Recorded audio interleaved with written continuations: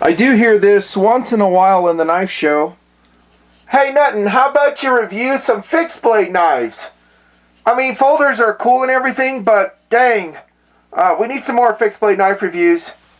Alright, message heard loud and clear. I am on the lookout, believe it or not, for really cool fixed blade knives to bring to tabletop. Perhaps take up in the mountains, thump on if I can, and talk about it. Now, guys who asked that question, I am completely sympathetic. There are some great fixed blade knives out there. I have reviewed, I feel, quite a few over the years, and there are many years in TMP at this point, as you guys know. But I don't think a lot of guys carry fixed blade knives, and so that's why my focus usually is on a folding blade. Usually, because that's what guys are always carrying when I gear check them, assuming they pass, but they'll have a folding knife. Not to say that fixed blade knives aren't necessary in a lot of different systems. I'll touch on that, I think, in this KRV. They are, but predominance. That's why. That's why you see mostly folding knife reviews. So on the table is a SOG Pillar. I think that's how they're calling it. Pillar. SOG. I always call the company SOG. Always have, always will. Is it awesome? Well, you're here to find out. According to my own opinion, my own approach to this fixed blade knife. So your dream has come true. Here comes a fixed blade knife. Oh, but wait, it gets better. It's a US produced fixed blade knife. So there you go. Not overseas production. Made in the good old USA. And by the way, this version is a limited version. It was the bronze Cerakote SOG Pillar limited edition. And I'm pretty sure by the time I post this video, I don't know when that will be, it will be gone. So it's going to be bye-bye. There is a black version out there and maybe some other colorations I've missed. I don't know. To be fair to this knife though, here's my approach. Okay, and I really strive to be fair to everything I review. It's the golden rule. So if it was my thing that I, made and someone was reviewing it, I want them to be fair to it. If they like it, tell me why they like it. If they don't like it, same thing. Same rules apply. When I review the SOG Pillar fixed blade knife, this is my approach. I'm going to talk about first cool, and I'll talk about second cool. No, that's not a peace sign. I'm just keeping track. I need to use my fingers because I don't have my calculator with me. So first cool, second cool. Guys who watch the project, ladies that watch the project will know my language. It's there for a reason. It's not gratuitous. It will really play for this KRV. I'm actually going to reverse those. So usually I'll talk about first cool, application, philosophy of use. We're going to do this. Again, no symbology intended. We're just looking at this. I'm going to talk about second cool first and then first cool.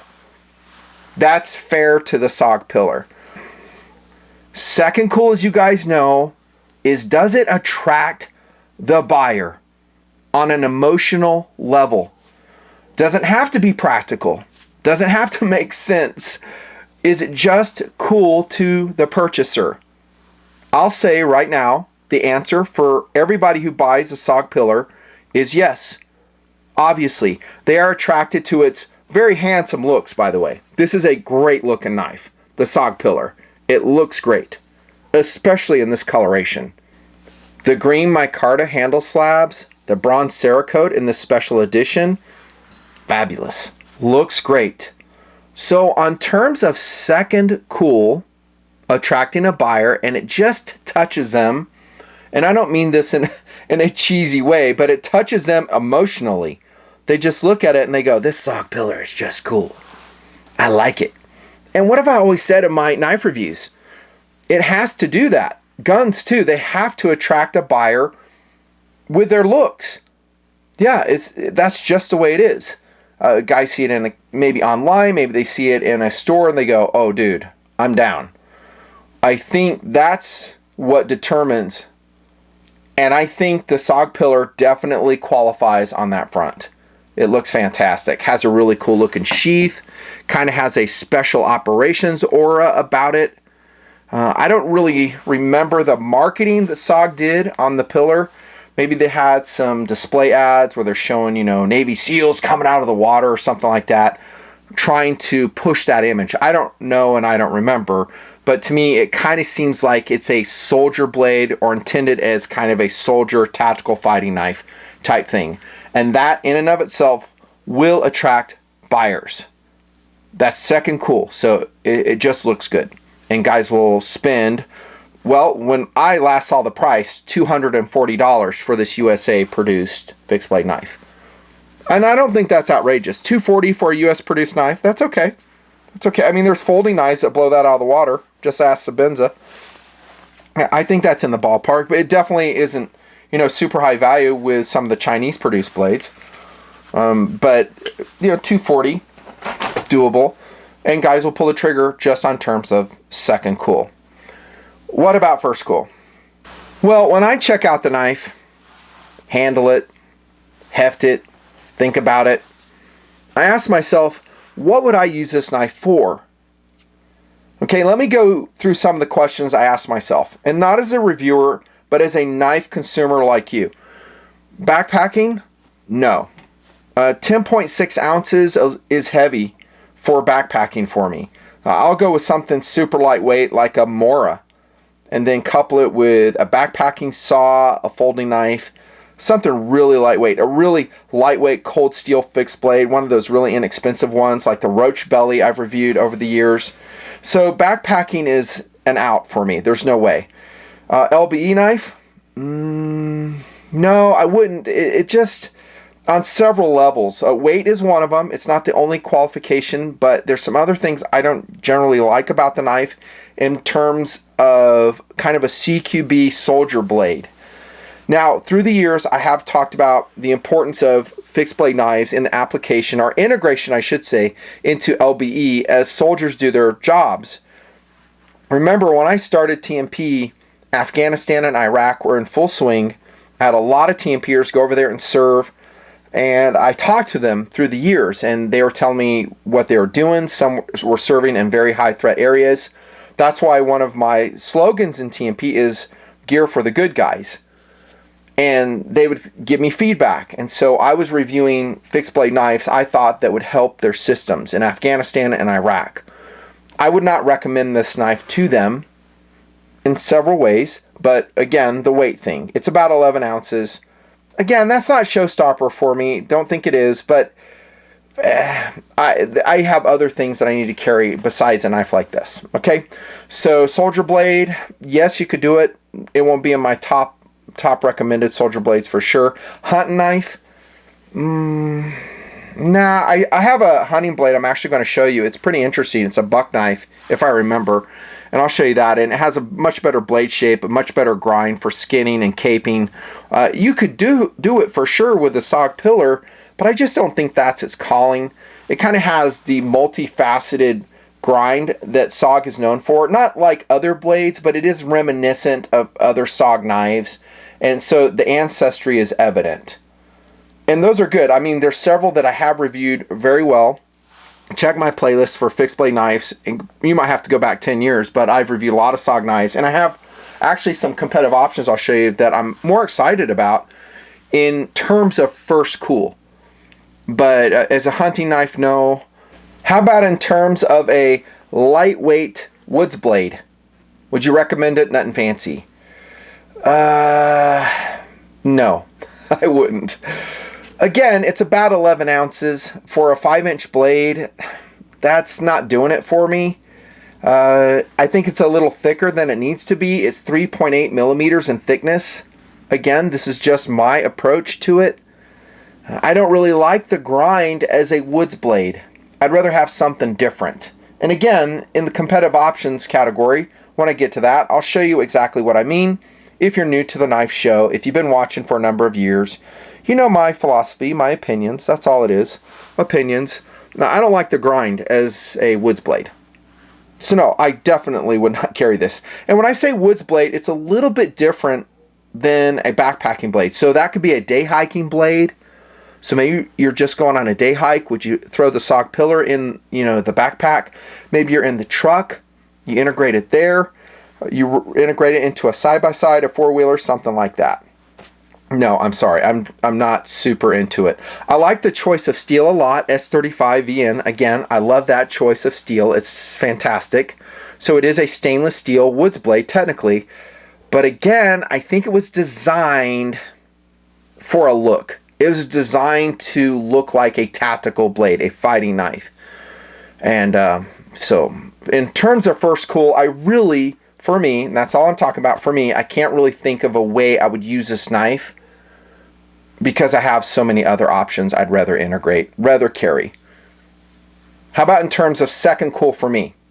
Does it attract you, Nothing Fancy? Second cool, you talked about other people who bought it. They dig the knife. Yes, they do. How about for you? Does it attract you?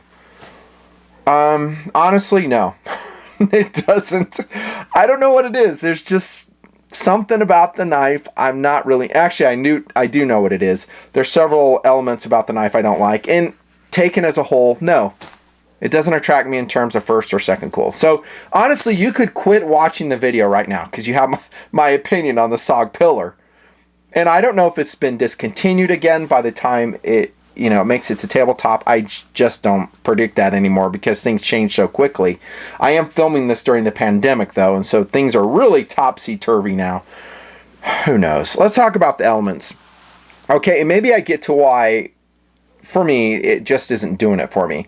The blade length is fine. 5 inches is completely adequate as a woods blade, as a tactical blade, and as a backpacking blade. But for the reasons I talked about, no thank you. Again, it's too thick at 3.8 millimeters.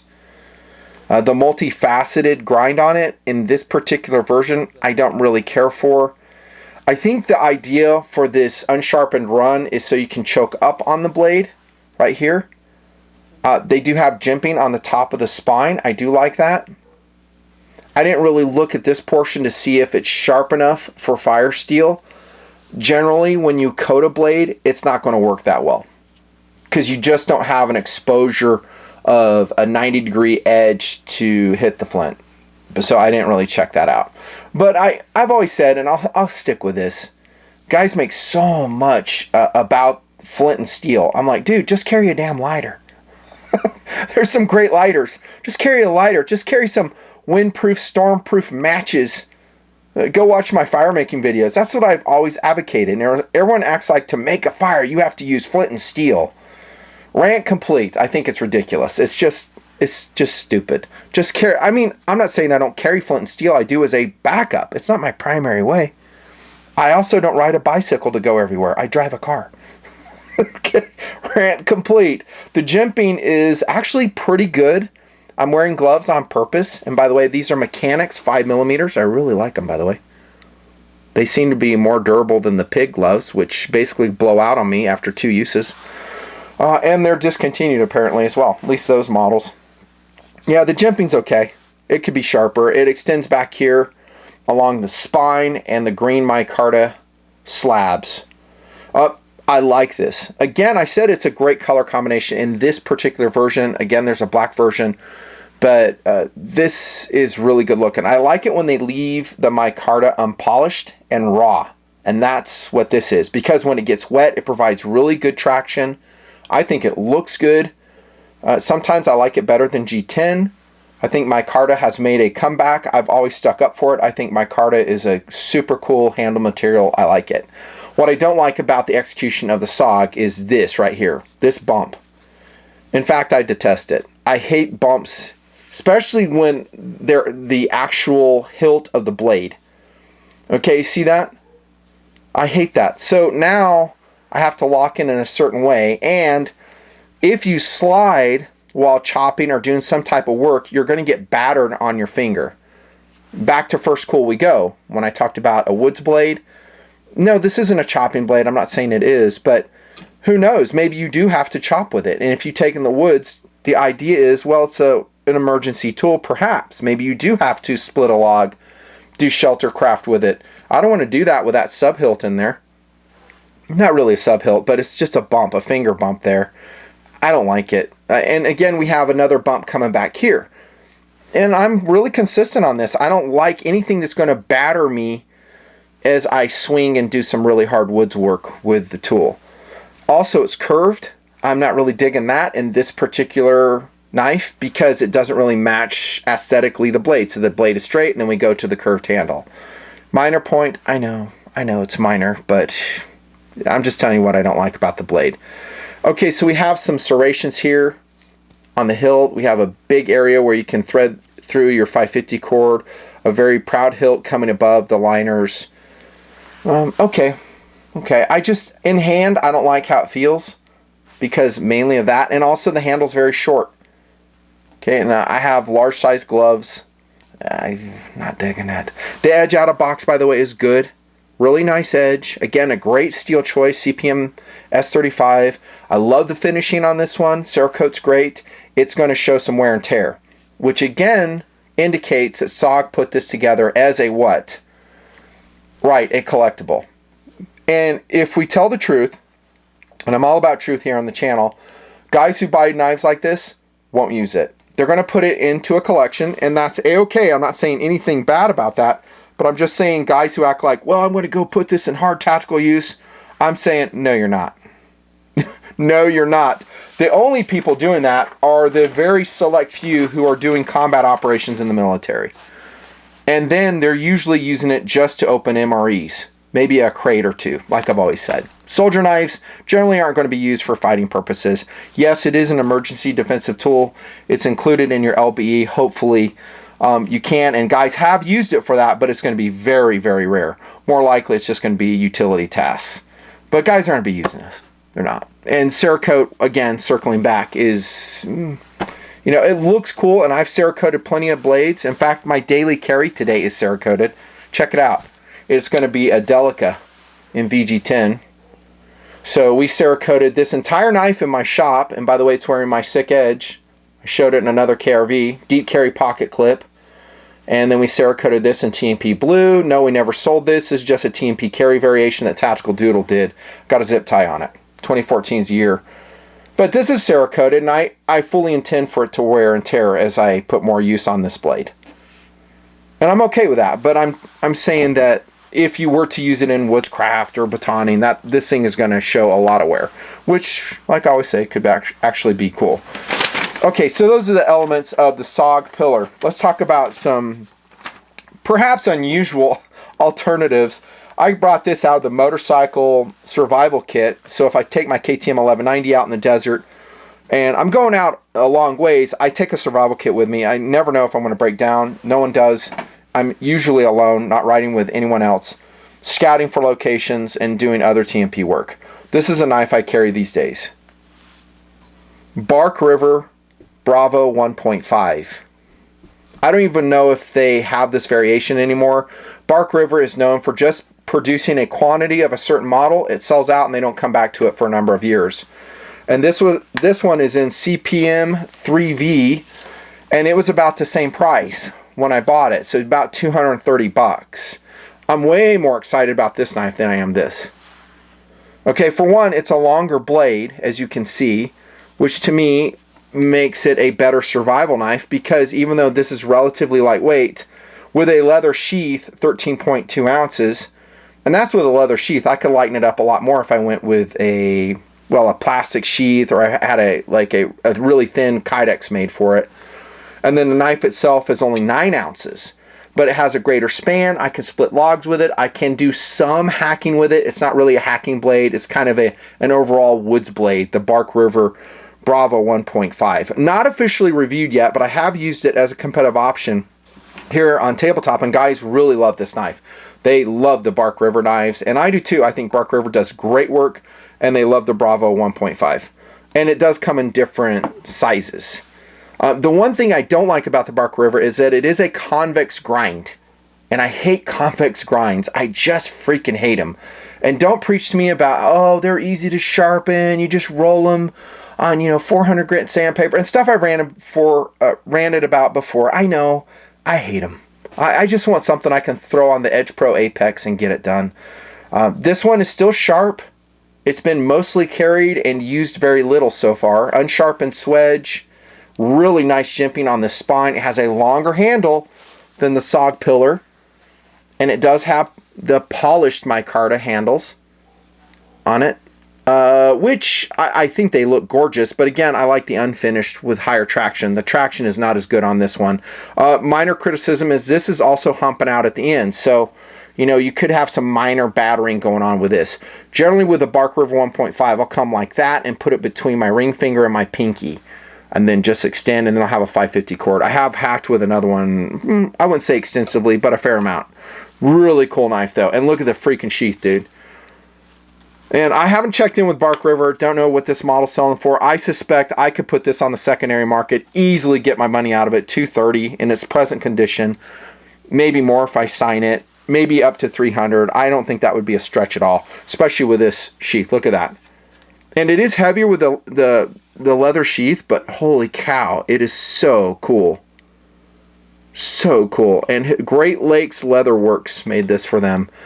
Just a fantastic leather sheath, and it's just so second cool and so awesome. I just keep it, and it actually rides in the motorcycle survival kit in the leather sheath.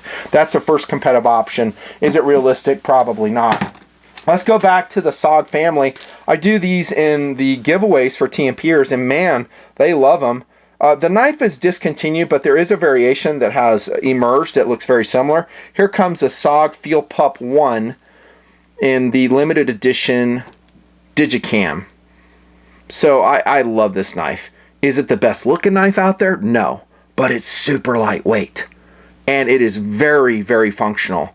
It has great jimping on it, great thumb ramp, adequate room. There's nothing here that's going to batter you. It has a hand filling grip, awesome traction. Did I mention it's lightweight? Yeah, it is. It has kind of a funky curvature here in the center of the blade. I consider that a quirk. Whatever, I just deal with it. Made in China, so that's why it's so affordable, or at least was affordable. Again, its successor will probably be reviewed here shortly. But this is a kind of blade that I would backpack with. This is a great backpacking blade. This is a great LBE knife, again, because it doesn't weigh anything. And for a tool that I will seldom use, that's what I want. I don't want to carry some big old knife in my LBE. And I've said that in so many reviews, and I just laugh when guys would strap a big old Bowie knife on their LBE. What they usually do is just pitch it, and they quit carrying it. I know that firsthand, by the way. And of course, competitive options. I love this knife, and I know a lot of TMPers bought it off my review. I've mentioned it as a competitive offering so many times. I just talked to Todd, the TMPer. Hey Todd, what's up? And he has one as well. I'm signing it for him. The Cold Steel SRK. SRK, y'all. Now this has a large flat on it, just like the SOG Pillar does, but it doesn't have all this funky grinding thing going on there. It's just a standard clip blade, hollow ground.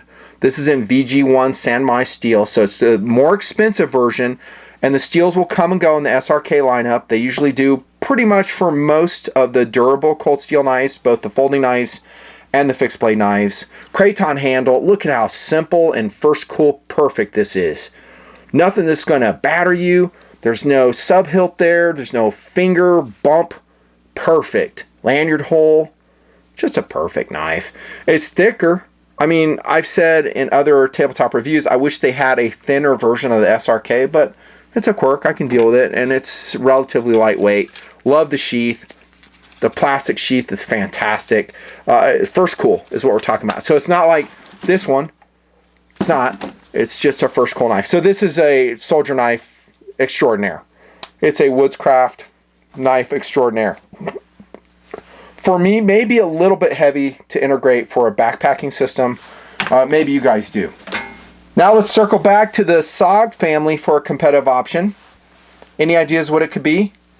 There's no way you'd guess this. No way. The discontinued, I believe, SOG Fusion Bowie. Oh, that was a great high-value knife in its day. SOG Fusion Bowie knife. Here's a sheath. And remember, it's a first cool sheath, right? Nothing special. I mean, it's, Cordura, but it's lightweight.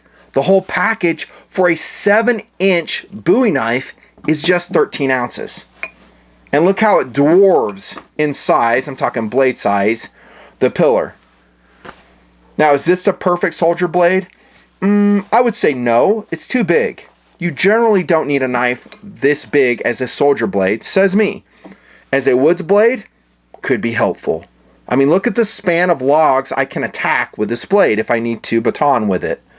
Not the best hacking knife, but it has a 7-inch span. I can get a lot more work done with this blade than I can that blade, says me.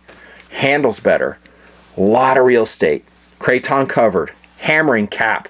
Standard crossguard. No sub hilt. Comfortable. 8CR13 MOV is, I think, the steel they used in it. It's just a great knife, or was a great knife. Overseas produced again, but that's why it's not 250 bucks.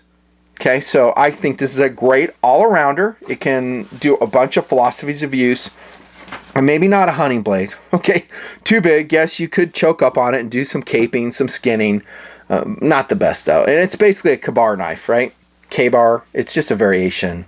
It's a competitive offering.